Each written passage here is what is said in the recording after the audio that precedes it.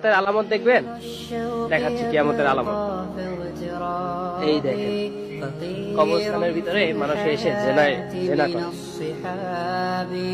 ভাই, কবরস্থানের ভিতরে যে মানুষ জেনা করে, এই হচ্ছে অবস্থা। জিনা যদি করো, রাসূল সাল্লাল্লাহু আলাইহি সাল্লাম কিছু সংখ্যক দুজুকে দেখলেন, কিছু সংখ্যক মহিলা পুরুষ তাদেরকে পাওয়া গেল, তারা দুজুকের আগুনে উত্তপ্ত হচ্ছে, তাদের পেটগুলো অনেক বড় বড়। রাসূল সাল্লাল্লাহু আলাইহি সাল্লাম জিজ্ঞাসা করলেন, এরা কারা? জিবরাইল আমিন বললে, আপনার উম্মতের যারা জিনা করেছে, আপনার উম্মতের যারা জিনা করেছে তারা।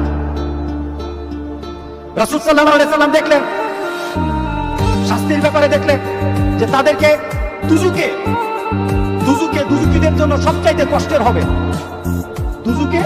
দুজুকিদের জন্য সবচাইতে কষ্টের হবে যারা পৃথিবীতে জানা করেছে, তাদের লজ্জাস্থান থেকে যে দুর্গন্ধ বের হবে, দুজুকিদের সবচাইতে কষ্টের কারণ হবে ওই জানাকারীর লজ্জাস্থান থেকে যেন দুর্গন্ধ বের হবে, দুর্গন্ধটা তাদের কষ্ট বেশি।